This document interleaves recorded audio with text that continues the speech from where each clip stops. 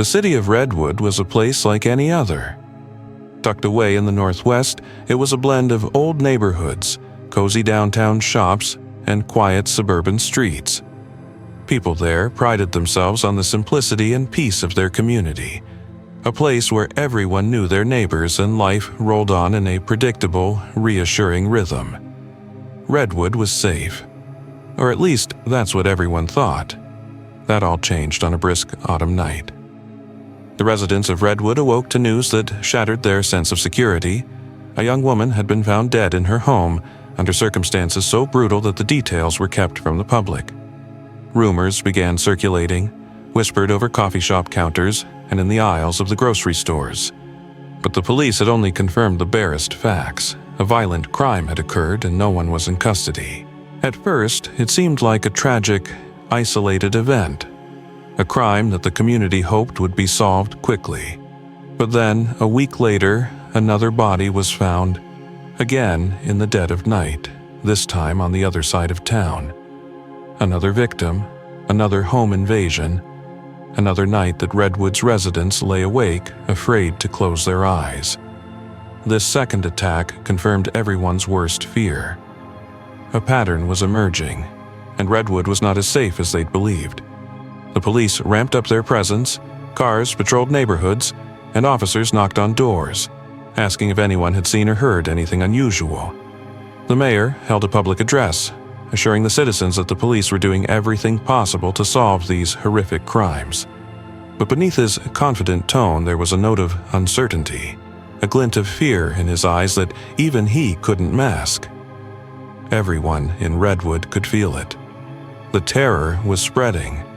And it wasn't just fear of the dark or of being alone, it was the unsettling thought that someone out there was choosing victims at random. The killer's motives were a mystery, but one thing was clear. He had a taste for violence and a skill for slipping away undetected.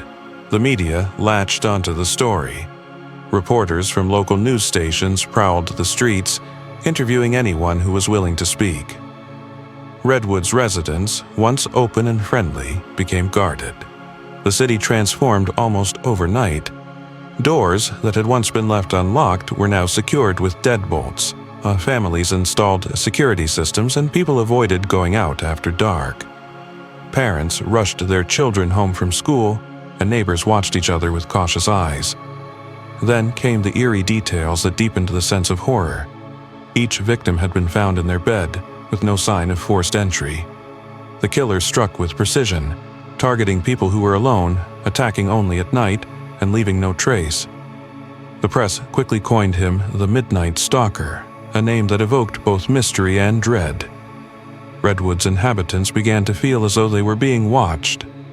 No one knew who the killer would target next, and that fear, that relentless uncertainty, was gnawing away at the community's spirit.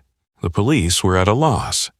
They held press conferences assuring the public that they had a task force on the case and were pursuing leads. But behind the scenes, the detectives were frustrated. They had little to work with. No fingerprints, no witnesses, no clues. Every lead brought them to another dead end, and with each passing night, the fear in Redwood deepened. Officers who had once been friendly and approachable now wore the strained expressions of people who hadn't slept in days. The killer was outsmarting them, and they knew it. One victim's neighbor recalled hearing footsteps outside her house that night, but had dismissed it as a stray animal or her imagination. Another resident thought she had seen a figure standing under a streetlight, only for it to disappear when she blinked. The Midnight Stalker moved like a shadow, there 1 second and gone the next, leaving only a wake of terror. For the people of Redwood, every shadow seemed sinister, every creak of the floorboard a potential threat. Parents tucked their children in with whispered reassurances, but no one truly felt safe. The townsfolk turned their bedrooms into fortresses, locking windows and bracing themselves for the night. Sleep was an enemy, yet exhaustion made it impossible to resist. Redwood had become a place haunted by both real and imagined fears. a city trapped in a waking nightmare with no end in sight. But, with all eyes on him, the killer vanished, lying low, forcing the city to sit in anxious suspense. Days went by without incident, and some dared to hope it was over, that maybe the Midnight Stalker had moved on, that Redwood might return to the way it was. Yet, just as the town began to exhale, there came another scream in the night, another life stolen, and another family shattered. The Midnight Stalker was back, and Redwood was once again plunged into terror, each resident wondering, who will be next? In that moment, Redwood knew. It wasn't a question of if he would strike again, but when. Redwood's police department, though competent and experienced, had never faced a case like this. Detectives who were accustomed to petty crimes and occasional violent incidents now found themselves up against a calculating and methodical killer.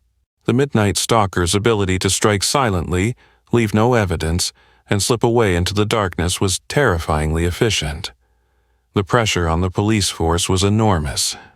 Everyone from the mayor's office to the people in Redwood's coffee shops wanted answers, and they wanted them fast. The first thing investigators did was comb through the crime scenes.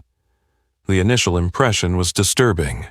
Each scene was unsettlingly clean. There were no signs of a struggle, no fingerprints, and no DNA. Whoever this killer was, he was meticulous, an anomaly in violent crimes, where rage or impulse often left some trace behind. At each scene, he left nothing but the lifeless body of his victim. Detectives grew frustrated. Typically, a crime scene spoke volumes about a perpetrator.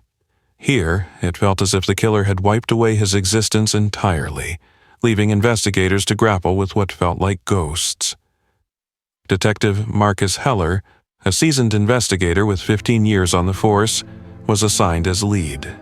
Known for his calm demeanor and sharp instincts, Heller was determined to find any crack in the killer's methods.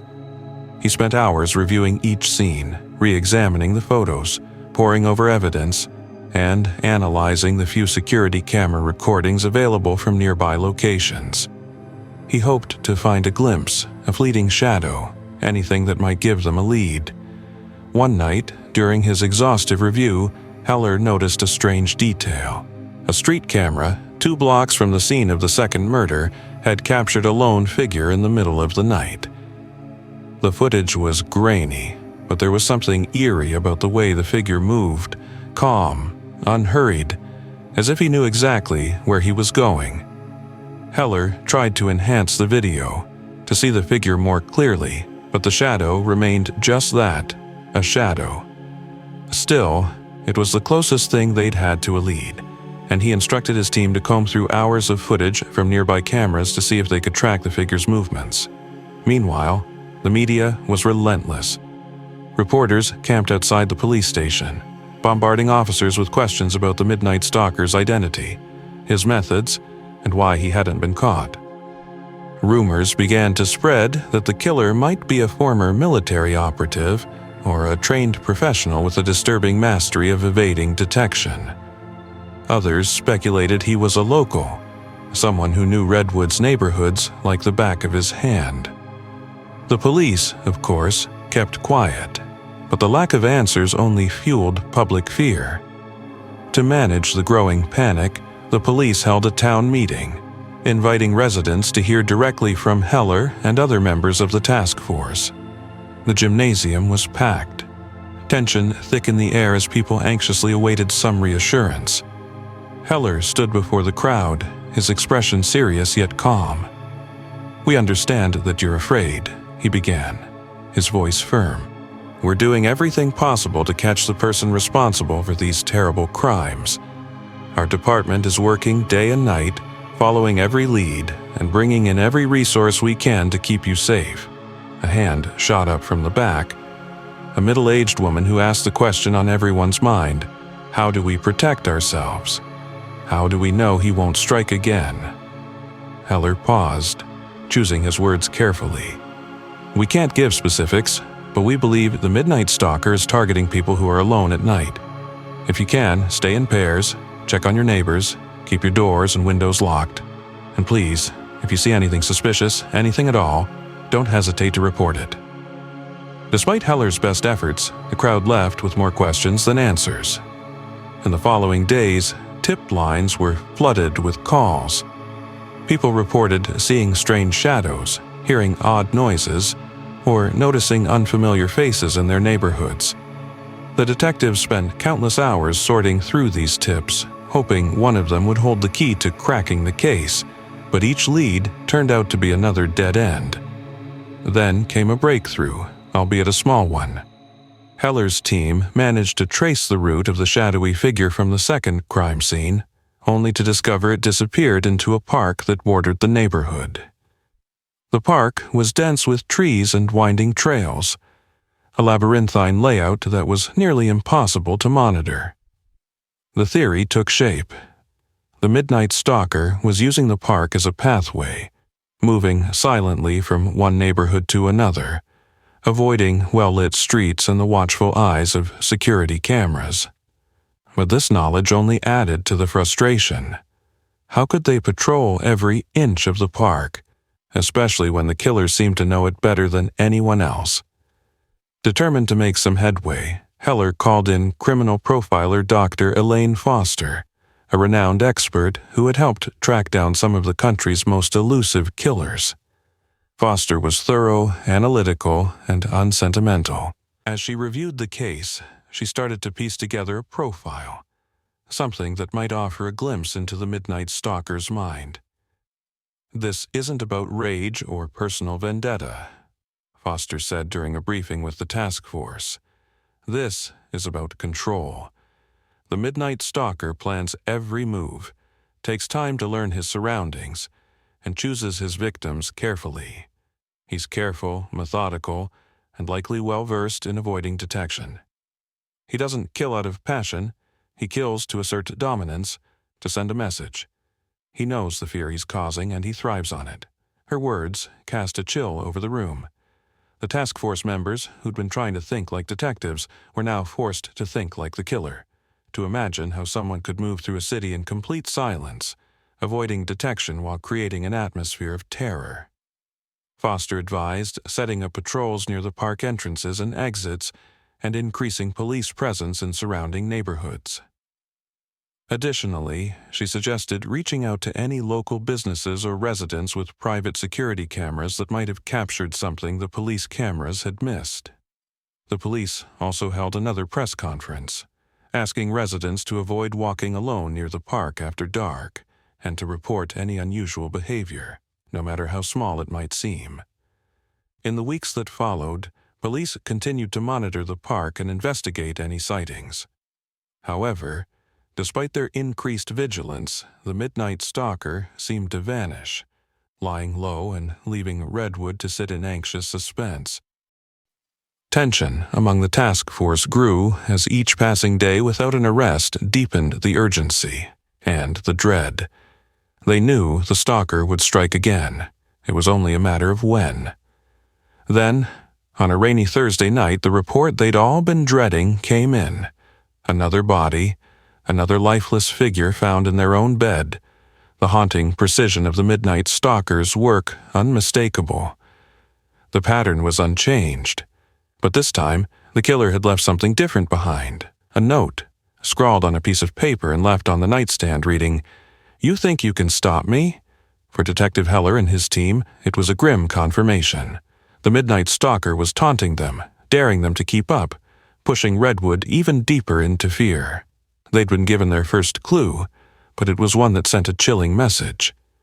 This was far from over, and Redwood's nightmare had only just begun. The note left by the Midnight Stalker sent shockwaves through Redwood. The killer was no longer hiding in the shadows, striking silently and disappearing without a trace. He was taunting the police, flaunting his ability to evade capture and reveling in the fear he had unleashed.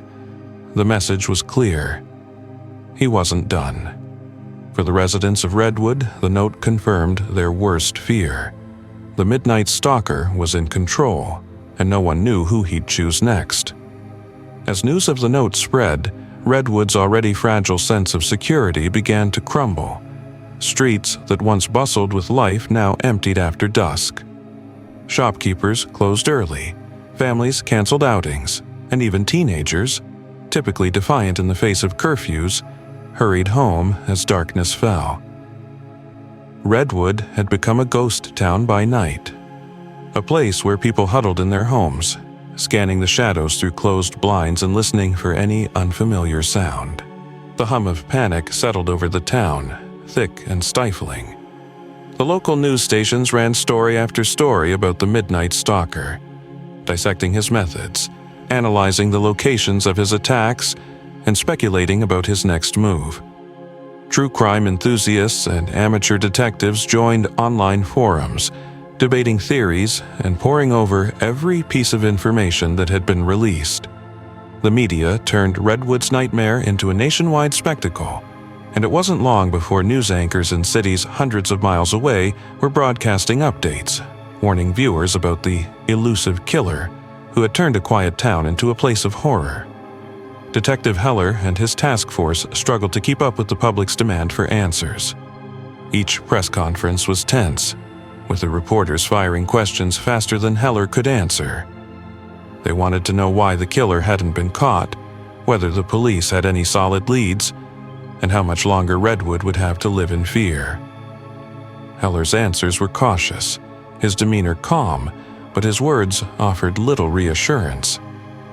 "We are doing everything in our power to bring this individual to justice," he would say, though he knew it was a fragile promise. Behind the scenes, the police were scrambling. Patrols around the park were doubled, checkpoints were set up near the entrances and exits, and detectives were combing through the footage from nearby security cameras every night, hoping to catch a glimpse of the stalker. The task force worked around the clock, but it seemed that no matter how many eyes were watching, the Midnight Stalker remained one step ahead. The killer was like a shadow, appearing and disappearing at will, slipping through their fingers as if he was a part of the darkness itself. Meanwhile, the killer escalated his attacks, becoming bolder and more unpredictable. The next victim was an elderly man who lived on the outskirts of town, a retiree who had no known enemies and lived a quiet, unassuming life. His murder shattered the notion that the killer had a specific type of target. The randomness of the attacks added to the terror. Now, no one felt safe. The killer was choosing his victims indiscriminately, making it impossible for residents to predict who might be next. The city's fear was compounded by the gruesome new detail of the killer's work. The elderly man had been left in his home with his hands carefully folded over his chest, as though he had been arranged for a final viewing. It was a twisted mockery of peace, a chilling display of the killer's control over his victims, even in death. The people of Redwood recoiled in horror at the gruesome symbolism. The killer was no longer content with just taking lives, he was leaving a message, a reminder that he alone dictated the terms of life and death. The response was immediate. Redwood's streets emptied even during the day as residents barricaded themselves inside their homes. Hardware stores sold out of locks and security systems, and local handymen were booked solid, installing new deadbolts, motion sensor lights, and reinforced doors. People who had once greeted each other with friendly waves and small talk now avoided eye contact, too afraid to trust anyone outside their immediate family. Neighborhoods formed watch groups, assigning shifts so that at least one person would always be awake, patrolling the streets or watching from windows. The once friendly town was now a place of guarded glances and locked doors, each resident consumed by their own version of the growing fear. The police received more reports than ever. Shadowy figures, strange sounds, suspicious activity. Most of these were false alarms, the byproducts of overactive imaginations and frayed nerves.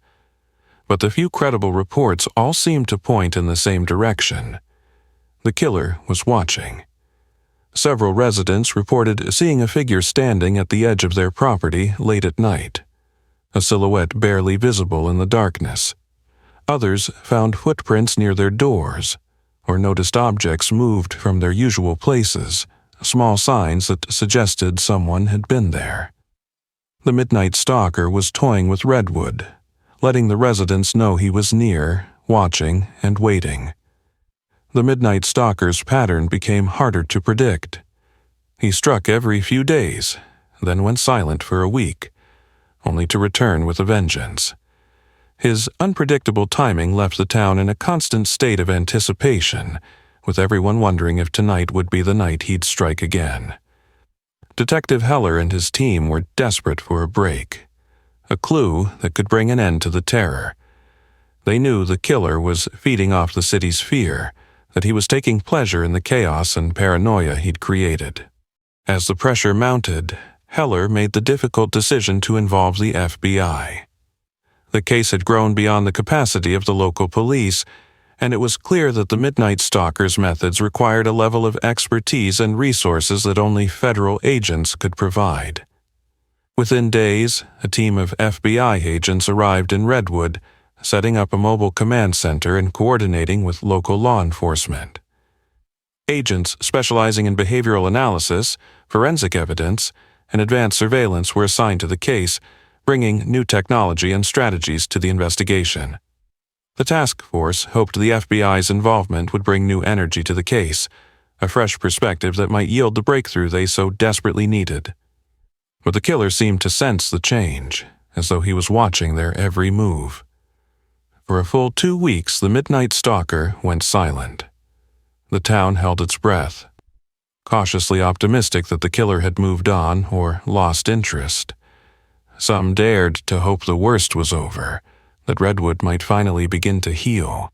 But just as they began to lower their guard, the killer struck again. This time, he targeted a young couple, taking their lives in a chillingly orchestrated attack that left investigators horrified.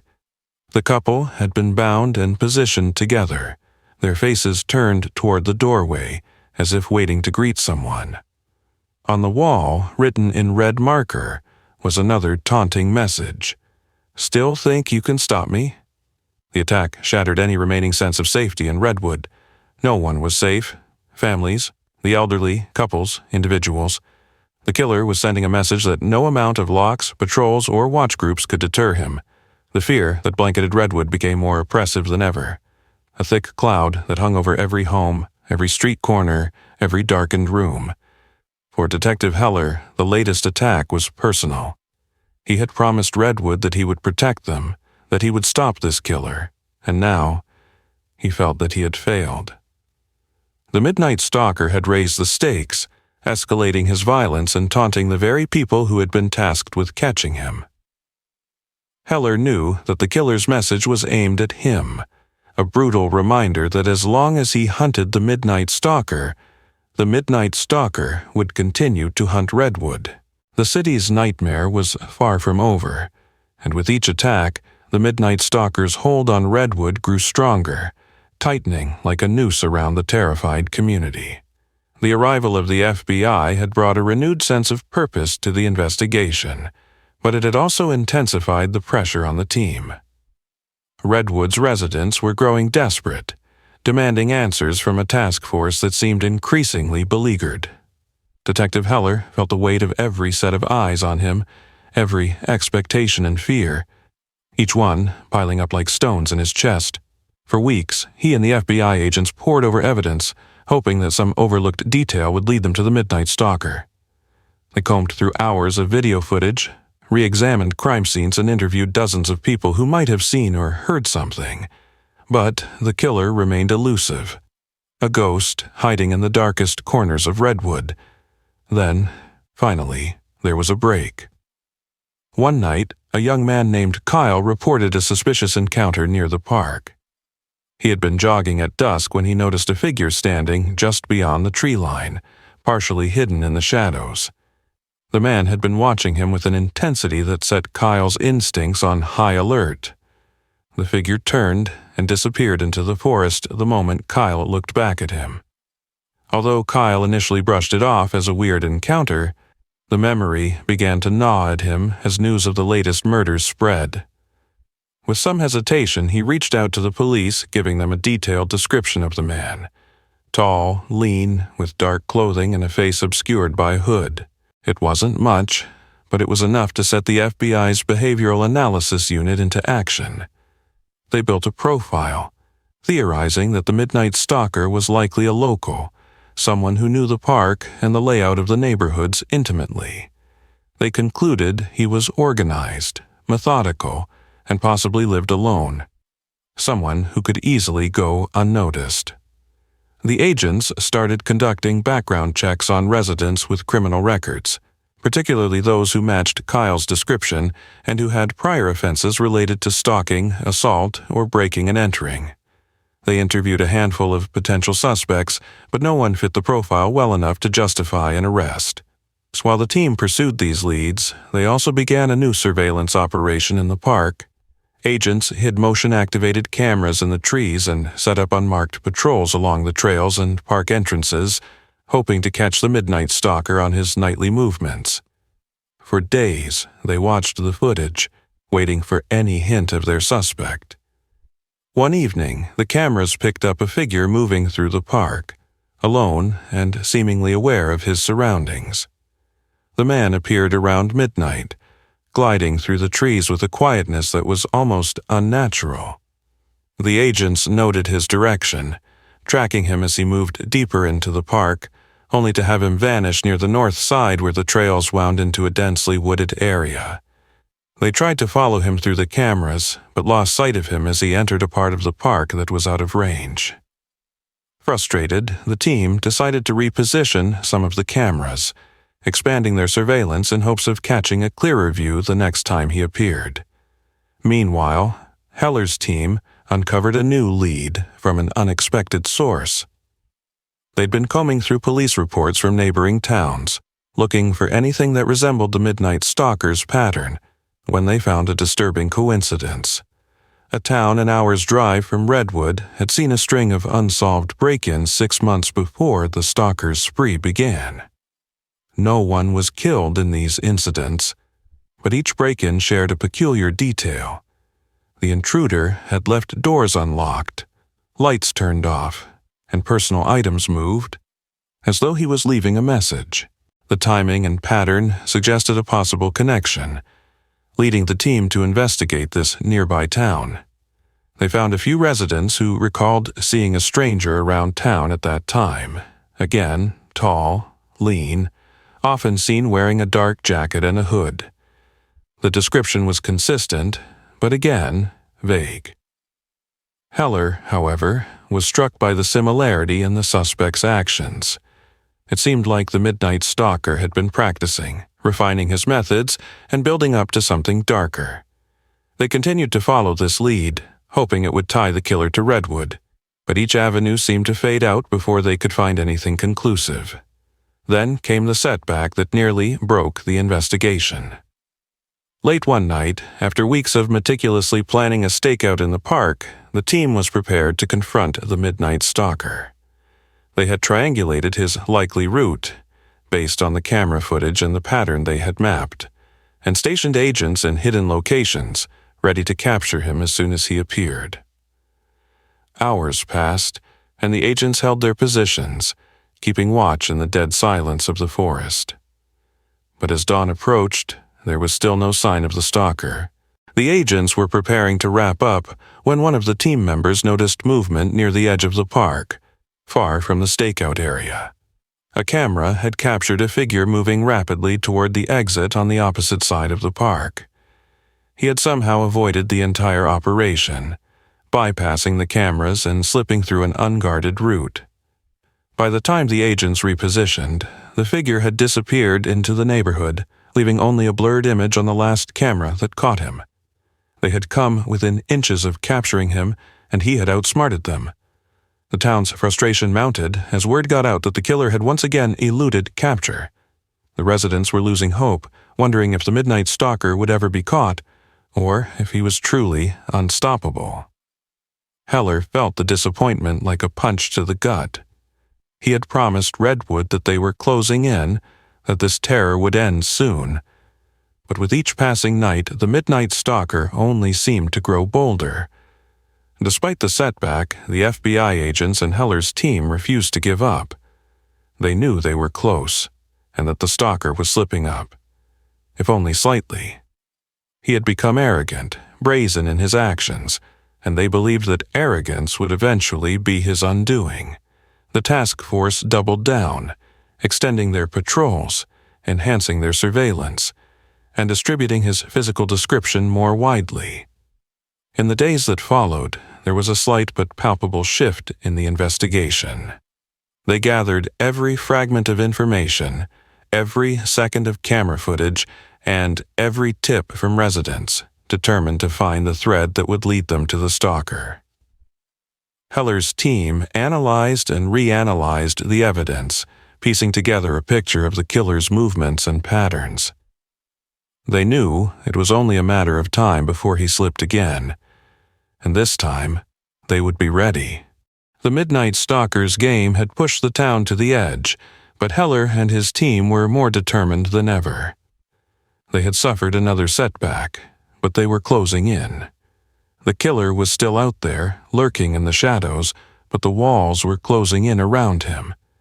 Redwood's nightmare had yet to end, but for the first time there was a glimmer of hope, a chance that soon the Midnight Stalker would finally face justice. The task force had regrouped, its members unified by a single goal: capturing the Midnight Stalker before he claimed another life. Heller and the FBI agents pored over their findings, mapping out every detail of the stalker's movements, his patterns, and even his pauses between attacks. The frustration of missed opportunities had been replaced with a steely resolve. They were close. Heller could feel it. Every piece of evidence, every gut instinct pointed toward one conclusion: the killer was slipping up, and this time they had to be there when he did.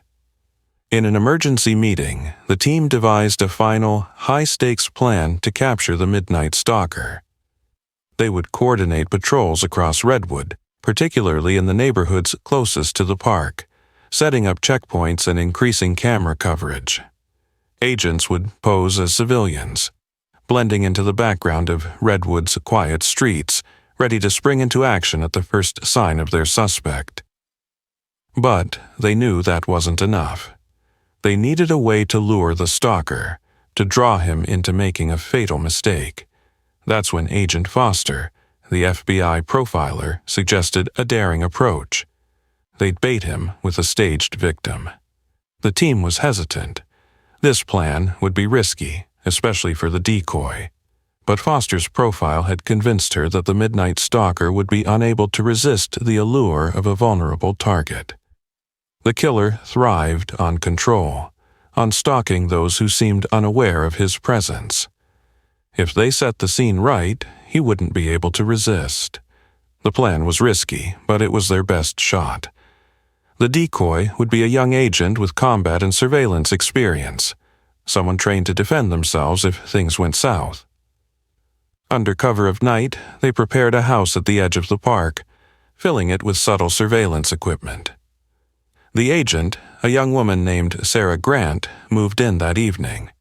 She'd be alone, seemingly vulnerable, her lights on to signal her presence, but unaware, at least to an outsider, that she was being watched. The team's command center was only a few blocks away, with officers stationed throughout the area, all eyes on Sarah's setup, waiting for the Midnight Stalker to take the bait. For hours, nothing happened. Midnight came and went, and the stillness of the neighborhood was broken only by the occasional rustling of trees and the distant hum of cars. The agents grew tense, worried that the stalker might sense the setup or decide to wait it out. But just as doubt began to creep in, one of the cameras outside the house caught movement. A figure emerged from the park, slipping through the trees, pausing as he surveyed the surroundings. The man was tall, lean, dressed in dark clothing with his face hidden under a hood. He moved carefully, each step deliberate, his eyes fixed on the house. The team held their breath as he approached, watching on their screens as he moved silently, assessing every detail. This was it. They were watching the Midnight Stalker in real time. Sarah, unaware of the man's presence outside, continued moving around the house as instructed. She turned off her bedroom light, creating the illusion that she'd gone to bed. The stalker crept closer. his steps light as he reached the door. He tested the handle gently, surprised to find it unlocked, a small detail the team had set to bait him further. He slipped inside, his movements slow and cautious, clearly an expert at navigating unnoticed. The cameras captured his every step as he entered the hallway, his silhouette a dark shadow moving toward the bedroom. The command center team waited until he was fully inside before signaling to move in. The agents sprang into action, converging on the house from all directions, each one trained to be silent as they positioned themselves around the property. Heller led the approach, his heart pounding as he signaled the final go. The agents closed in, surrounding the house, blocking every possible exit. The Midnight Stalker was trapped. Inside, Sarah's voice came over the radio, calm and steady. "He's in the hallway, approaching the door." They moved in with precision, advancing toward the entrance and surrounding the house with flashlights and weapons drawn. Heller took a deep breath, then nodded to his team. The doors burst open, the silence shattered by the commanding shouts of the agents. "Redwood Police, drop your weapon, hands where we can see them." The Midnight Stalker froze, momentarily caught off guard, but instead of surrendering he bolted, trying to force his way toward the back door. Agents quickly intercepted, blocking his escape and pinning him against the wall. He struggled, his eyes wild as he realized he was surrounded, his every escape route cut off. Heller moved in, his eyes meeting the killer's, a face that was oddly calm, even as his capture unfolded. There was no fear, only a strange, detached curiosity, as though he was merely observing what he'd once inflicted on others. As the agents cuffed him, the Midnight Stalker let out a low chuckle, a chilling sound that echoed through the silent house. He looked up at Heller, his voice barely above a whisper. "You think it's over?" But for the town of Redwood, it was over.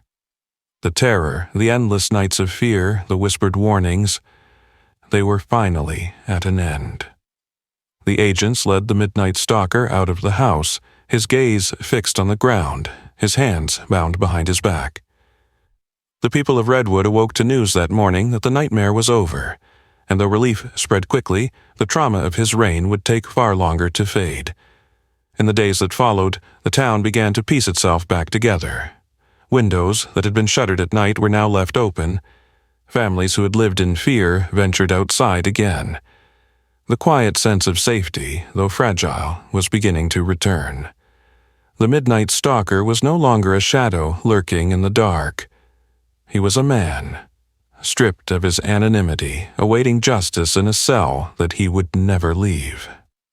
For Detective Heller, the victory was bittersweet.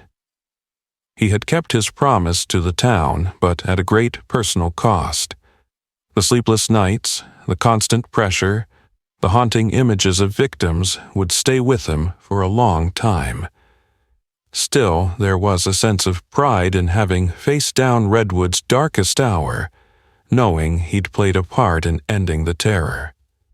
Heller knew that in time, Redwood would heal, and he hoped that he could do the same. As for the Midnight Stalker, he remained disturbingly calm in custody, refusing to speak beyond cryptic comments and taunts. Psychologists and detectives alike were puzzled by his demeanor.